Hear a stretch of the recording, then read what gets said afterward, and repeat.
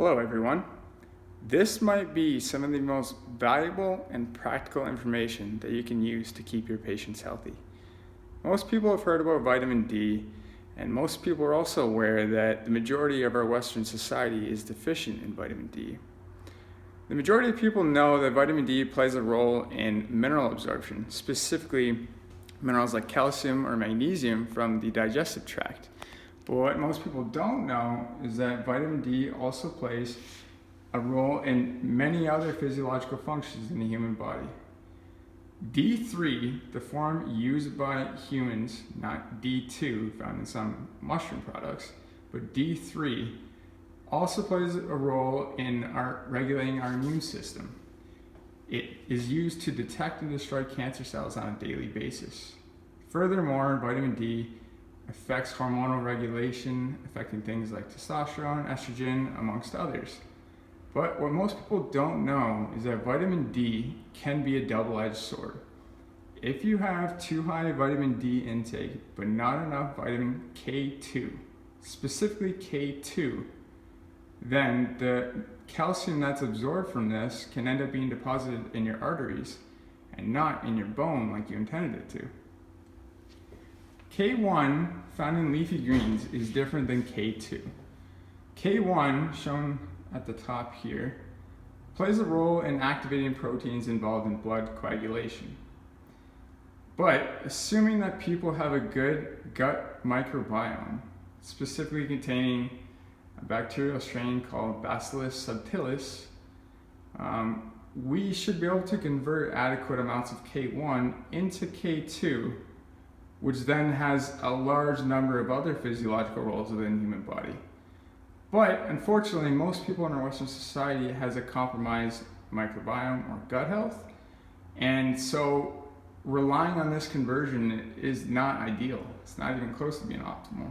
You might get some K2 that's produced, but not. There's a big difference between optimal and enough to avoid health problems, okay?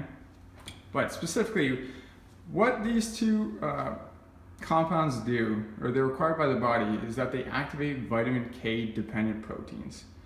Like I mentioned before, blood coagulation proteins are one example of a group of proteins that must be activated by vitamin K1.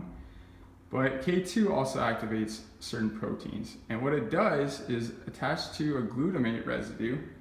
It can attach a carboxyl group attached to one of the R group side chains here. And at physiological pH, these groups will be negatively charged and will allow you to bind calcium. Okay? So these proteins use calcium, but in order to do so, they must be activated by vitamin K. Okay?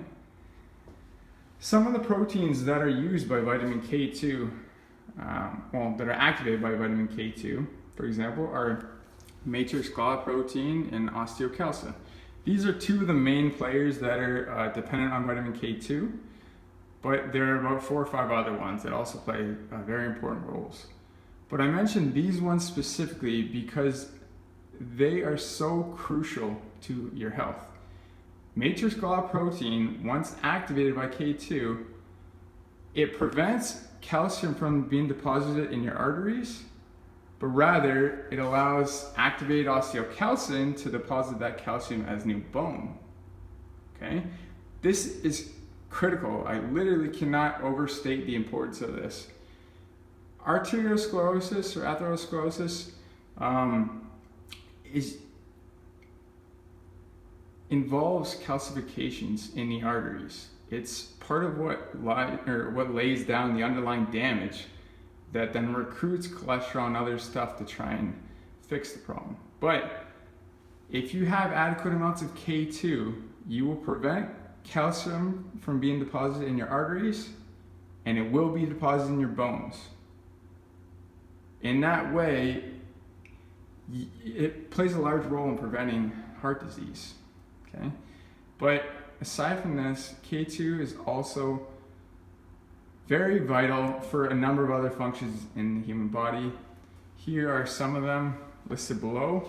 It increases exercise performance, just as we learned in botanical medicine. Certain naphthoquinones, the quinones can act in the electron transport chain and increase electron transfer efficiency. In males, it plays a very important role in increasing testosterone levels. It also increases insulin sensitivity. This can be very important for diabetics. It prevents osteoporosis.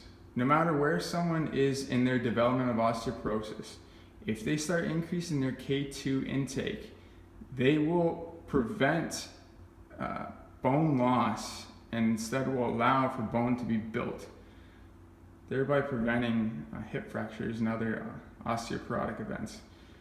Furthermore, it prevents atherosclerosis, as previously mentioned. It prevents calcium deposits in your arteries.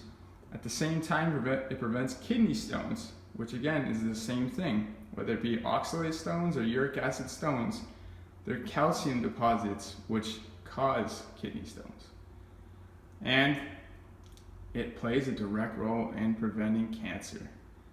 Vitamin D3 and K2 are so very important to the health of your body. There is a crucial synergy between these two nutrients. That's why most people that are deficient in it should either supplement with it or get it from food sources. D3, well, both of these are found in animal products specifically, but you can supplement with them.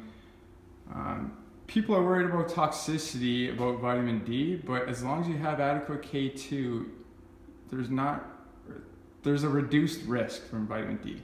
Okay, that's why even taking 2,000 to 3,000 IUs per day for years is okay. It's actually ideal because you'll prevent health problems, but you'll at least prevent a deficiency as well, which can be just as bad. Vitamin K2 can also be supplemented with. It can also be found in grass-fed animal products, specifically like grass-fed meats or organ meats is also stored in. We can also supplement with K2. There are different forms out there.